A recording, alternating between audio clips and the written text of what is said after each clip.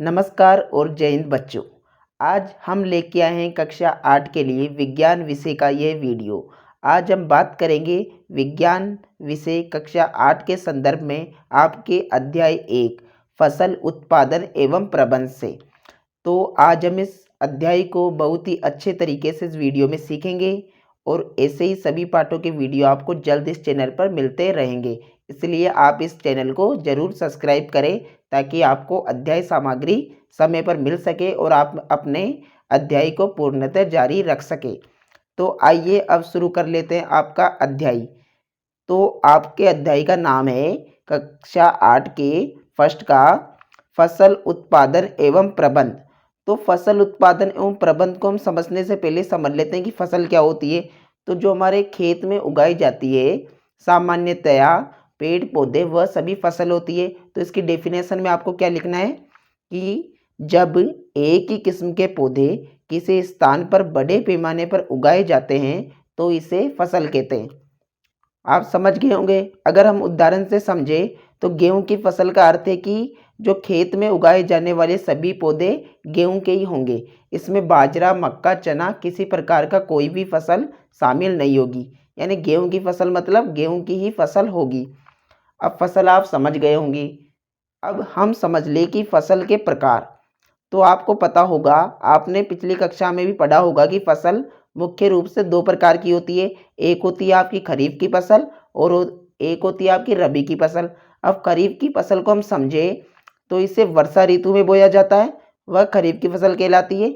भारत में वर्षा ऋतु कब आती है? सामान्यतः जून से सितंबर तक होती है, जिसमें आप उदाहरण में लिखेंगे धान, मक्का, सोयाबीन, मूंगफली, कपास। तो खरीफ की फसल आप समझ गए होंगे जो वर्षा ऋतु में बोई जाती है, यानी आपके जून से सितंबर के मध्य, जिसमें धान, मक्का, सोयाबीन, मूंगफली, कपास आदि होते हैं। उसके बाद आपकी जो सेकंड फसल आती है वो होती है रबी की फसल। रबी की फसल शीत ऋतु में बोई जाती है। ठीक है, आप समझ गए होंगे कि शीत ऋतु में बोई जाने वाली फसल को रबी की फसल कहते हैं। जैसे उदाहरण आप लिखेंगे गेहूं, चना, मटर, सरसों, अलसी आदि अरबी की फसल है, यानी उनके उदाहरण है। अब हमारे पास जो नेक्स्ट टॉपिक आता है वह है आधारित फसल पद्धतियाँ। तो आपको फसल पद्धतियाँ किसे कहते हैं? तो वे सभी क्रियाकलाप जो फसल को उगने से लेकर कटाई तक शामिल किए जाते हैं, फसल पद्धतियाँ यानी खेती के चरण कहलाते हैं। ठीक है, अब समझ लेते हैं खेती के मुख्य कितने चरण होते हैं। तो आपके सिलेबस के अनुसार कृषि के मुख्य 7 चरण होते हैं। वह है मिट्टी तैयार करना, बुआई, खाद एवं उर्वरक देना, सिंचाई, खरपतवार से सुरक्षा, कटाई, भंडारण। ये हो गए आपके 7। अब हम इसे एक एक करके समझ लेते हैं। तो आपका जो फर्स्ट है मिट्टी तैयार करना, तो इसमें अगर एग्जाम में आया तो आप लिखेंगे कि फसल उगाने से पहले मिट्टी तैयार करना प्रथम चरण है। मिट्टी को पलटना तथा पोला बनाना कृषि का अत्यंत महत्वपूर्ण कार्य है, जिसे जुताई कहते हैं। तो ये आपके एक मुख्य क्वेश्चन बनता है कि जुताई किसे कहते हैं। इसमें आप लिखेंगे कि मिट्टी को पलटना तथा पोला बनाने की क्रिया को जुताई कहते हैं। ठीक है, तो आप मिट्टी तैयार करने को भी समझ चुके हैं। अब हम समझ लेते हैं कि कृषि औजार जो कि भी मिट्टी तैयार करने से संबंधित है। तो कृषि औजार आपके जो हैं सिलेबस के अनुसार वो आपके हल, कुदाली, खुरपी, हार्वेस्टर आदि है। तो एक तो आपके हो गए पारंपरिक और एक हो गए आपके आधुनिक। पारंपरिक से मतलब है कि जो पहले इस्तेमाल किए जाते थे, और आधुनिक से मतलब है जो हमारे नए युग में उपयोग यानी इस्तेमाल किए जाते हैं। अब हम समझ लेते हैं नेक्स्ट टॉपिक बुआई। तो बुआई से हमारा सामान्यतः अर्थ है बीज बोना। तो आप लिख सकते हैं कि मिट्टी तैयार करने के बाद फसल में बीज बोया जाता है, उसे बुआई कहते हैं। और बुआई भी हम औजार द्वारा करते हैं, जिसमें 2 प्रकार के औजार होते हैं, परंपरागत औजार और आधुनिक औजार। इसके बाद अब हम समझे हमारा अगला टॉपिक खाद एवं उर्वरक देना। तो सबसे पहले हम खाद एवं उर्वरक को समझ लेते हैं। खाद से हमारा अभिप्राय है प्राकृतिक, यानी जो खेतों में तैयार की जाती है, या घरों में तैयार की जाती है वह आपकी होती है खाद, जैसे बकरी की मेंगनियाँ या सड़े गले सब्जियों के छिलके आदि से जो खाद तैयार की जाती है वो होती है आपकी खाद। उसके बाद उर्वरक तो जो फैक्ट्रियों में तैयार किए जाते हैं यानी रासायनिक प्रक्रिया द्वारा बनाए जाते हैं वो होते हैं आपके उर्वरक। ठीक है, आप समझ गए होंगे।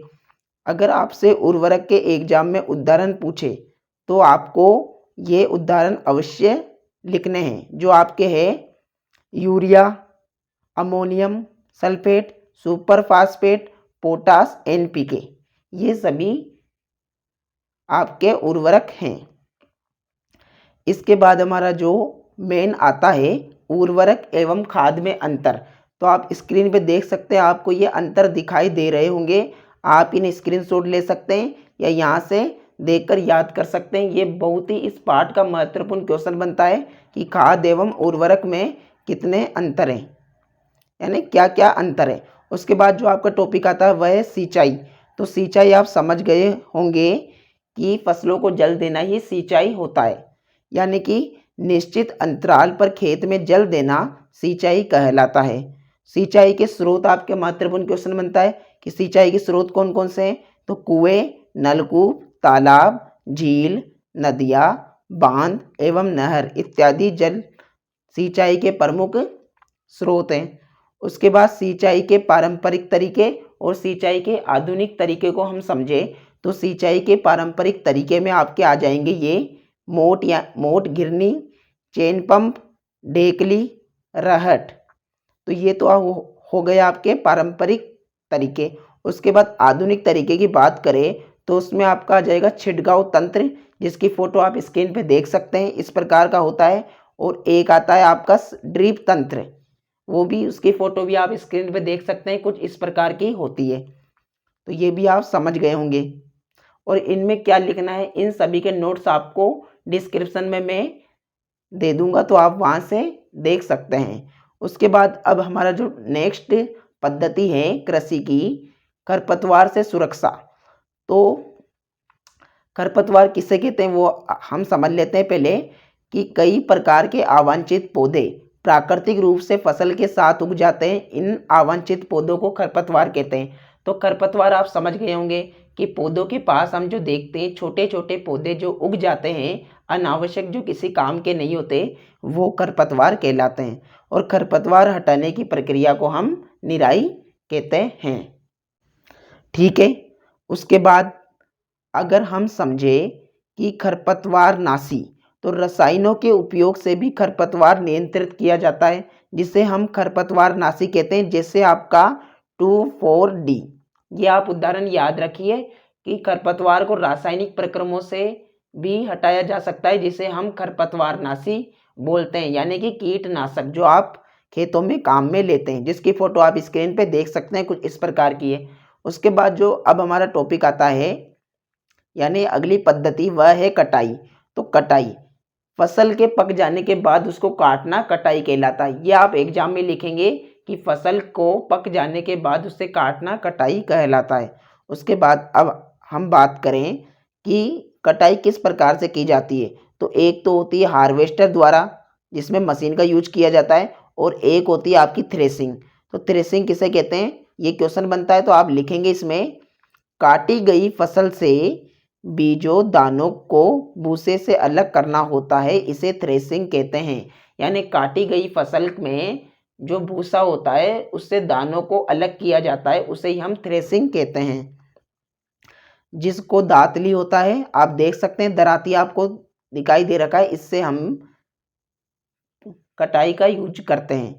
उसके बाद आप देखेंगे तो आपको ये मशीन दिखाई दे रही होगी, जिसका भी यूज हम कटाई के वक्त करते हैं, जिसे कॉम्बाइन मशीन कहते हैं।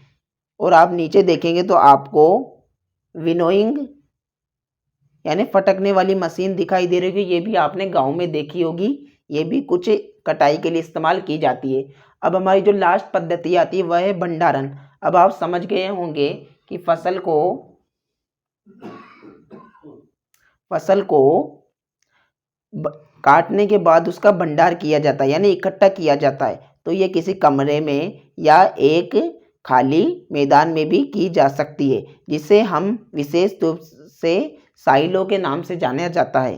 कि बीजों को जब हम कटाई करके लाते हैं तो उन्हें कमरे में रखा जाता है, तो उसे हम साइलो कहते हैं, यानी विशेष भंडार गृह को क्या कहते हैं? साइलो। आप याद रखिएगा नाम, ये बहुत ही इंपॉर्टेंट है 1 नंबर के क्वेश्चन के हिसाब से। अब आपका जो लास्ट टॉपिक आता है वह इसमें जंतुओं से भोजन। ये आपका एक छोटा सा टॉपिक है, लेकिन फिर भी एग्जाम की दृष्टि से महत्वपूर्ण है, तो आप इसमें ज़्यादा ध्यान मत रखिएगा। बस एक बात ध्यान रखिए कि पशुपालन किसे कहते हैं। तो आप इसमें लिखेंगे कि खेती करने के साथ साथ पशुओं को दैनिक उपयोग के लिए पाला जाता है, जिसे पशुपालन कहते हैं। आप इसे याद रखिएगा, बहुत ही इंपॉर्टेंट है। तो आपका ये पार्ट एकदम कंप्लीट हो चुका है। अब हम समझ लेते हैं कि हमने क्या क्या पढ़ा। तो सबसे पहले हमने पढ़ा फसल को, जो क्या होती है, भूमि के एक बड़े क्षेत्र में एक ही किस्म के पौधे उगाए जाते हैं, तो फसल कहते हैं। फिर हमने इन 7 चरणों के बारे में पढ़ा कि हमारे जो खेती के 7 चरण कौन कौन से होते हैं। मिट्टी तैयार करना, बुआई, खाद एवं उर्वरक देना, सिंचाई, खरपतवार से सुरक्षा, कटाई व भंडारण।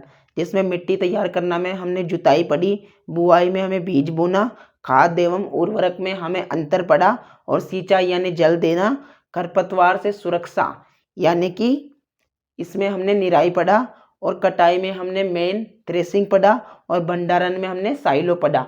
तो ये हमारे मुख्य टॉपिक हो गए।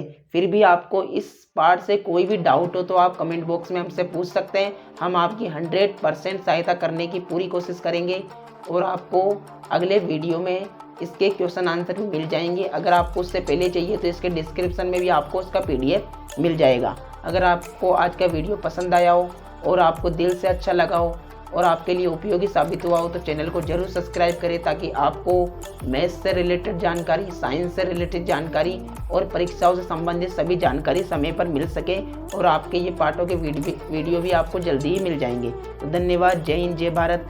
पढ़ते रहिए और आगे बढ़ते रहिए साथियों।